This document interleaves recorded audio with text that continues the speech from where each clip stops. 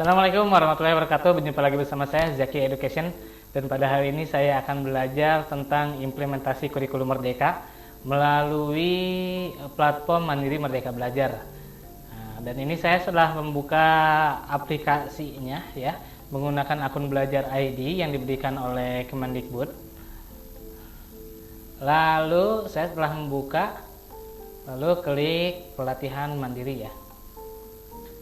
Setelah klik pelatihan mandiri, di sini ada beberapa topik ya. Ada yang pertama adalah Merdeka Belajar, yang kedua kurikulum Merdeka, yang ketiga perencanaan pembelajaran SMP atau paket B, asesmen SMP, lalu proyek penguatan profil pelajar Pancasila dan banyak lainnya. Dan yang saya telah kerjakan ini hanya ada beberapa ya. Dan salah satunya ada Merdeka Belajar. Oke, setelah diklik topik mana yang akan kita pelajari, jadi kita nanti akan belajar bersama platform Merdeka Belajar dengan beberapa modul. Kalau dalam Merdeka Belajar ini ada 5 modul ya. Yang pertama mengenali dan memahami diri sebagai pendidik, yang kedua mendidik dan mengajar, yang ketiga mendampingi murid dengan utuh dan menyeluruh, yang keempat mendidik dan melatih kecerdasan budi pekerti, yang kelima pendidikan yang mengantar keselamatan dan kebahagiaan. Nah, jikalau sudah mempelajari semuanya, maka dalam modul 1 sampai modul 5 itu terdapat checklist yang bertanda warna hijau. Nah, setelah seperti itu, setelah mempelajari beberapa modul yang disajikan oleh platform Merdeka Belajar, maka kita harus melakukan aksi nyata. Ya. Nanti di sini diklik aksi nyatanya, di sini ada lembar aksi nyata. Kita lihat rinciannya ya. Nah, ini beberapa rincian yang harus saya perhatikan sebagai pendidik untuk mengimplementasikan kurikulum Merdeka. Nah, yang pertama, karena saya baru ingin melaksanakan aksi nyata yang pertama, yaitu tentang Merdeka Belajar, maka di sini hanya sebatas penyampaian pemahaman kita sebagai pendidik kepada murid.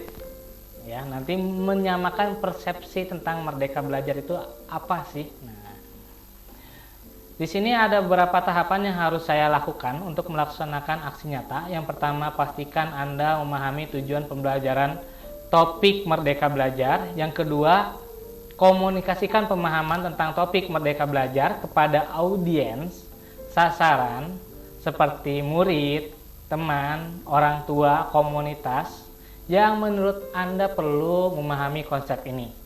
Tentu menurut saya yang perlu memahami konsep ini ialah murid ya, yang perlu, karena teman-teman nanti guru-guru nanti akan belajar sendiri di platform Merdeka Belajar. Jadi saya ingin murid-murid saya ini menyamakan persepsi dengan kita semua tentang Merdeka Belajar.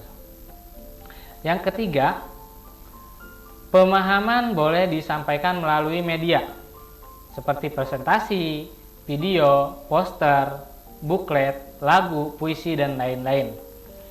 Untuk audiens sasarannya bisa luring, forum diskusi guru seperti KKG Sekolah, MGMP, dan lain-lain, atau melalui media sosial daring. Nah, di sini saya akan mencoba melalui media sosial. Nanti saya akan membuat video berkenaan tentang pemahaman yang saya pahami berkenaan dengan Merdeka Belajar. Yang selanjutnya, yang keduanya, saya akan mencoba dalam satu kelas sebagai sampel bahwa kurikulum Merdeka Belajar ini bisa diterapkan tidak, atau menyamakan persepsi antara saya sebagai guru dan juga murid. Itu saya akan lakukan satu sampel satu kelas. Karena kalau dalam penelitian sampel itu bisa diambil dari 10% jumlah populasi. Misalkan dalam satu angkatan ada 300 anak, maka yang saya ambil hanya 10%, hanya 30 orang saja. Tetapi di sini tidak dibebankan seperti itu. Di sini hanya meminta jumlah umpan baik hanya 5 audiens saja. Apa sih isinya? Isi yang nanti akan disebarkan yaitu minta audiens untuk melanjutkan kalimat ini. Kalimat yang pertama ialah, dari paparan yang disampaikan sebelumnya saya pikir titik-titik, ternyata titik-titik. Yang kedua, langkah kecil yang akan saya lakukan setelah ini adalah titik-titik. Nanti saya akan berikan pertanyaan ini kepada audiens tentang pemahaman mereka juga apa yang telah saya sampaikan mengenai Merdeka Belajar. Yang kelima, tuliskan refleksi proses hal apa yang Anda pelajari dari proses berbagai pemahaman mengenai topik Merdeka Belajar. Selanjutnya ada unggah bukti dokumentasi kegiatan, hasil pengisian form, feedback dari poin keempat, dan rangkuman refleksi Anda dari poin kelima. Nanti saya akan kerjakan tahapan demi tahapannya. Setelah kita kerjakan, kita akan mengunggah dokumen aksi nyata, tuliskan judul aksi nyata, lalu menjawab ya pertanyaan-pertanyaan yang ada di platform Merdeka Belajar. Saya rasa platform Merdeka Belajar ini harus ya untuk dipelajari karena semua semua pertanyaan-pertanyaan yang masih belum terjawab untuk mengimplementasikan kurikulum Merdeka Belajar ini ada jawabannya semua di sini. Dari mulai perencanaan, dari mulai pemahaman Merdeka Belajar, kurikulum Merdeka Belajar, perencanaan, lanjut ke asesmen. Lalu lanjut lagi ke proyek profil pelajar Pancasila. Nah, ini bagaimana untuk merumuskannya, atau bagaimana alurnya, atau bagaimana tahapannya, itu nanti semua akan dijelaskan di platform Merdeka Belajar. Nah, setelah saya mengisi dokumentasi yang diperlukan, maka diklik saya menyatakan bahwa aksi nyata ini merupakan karya saya pribadi, dibuat sesuai panduan Merdeka Mengajar dan tidak meniru atau menjiplak karya orang lain. Jadi platform Merdeka Belajar ini sebaiknya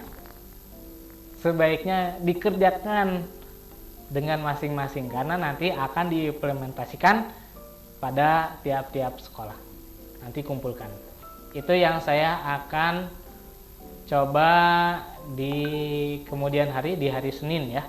Saya akan coba mengimplementasikan pemahaman Merdeka Belajar yang saya pahami,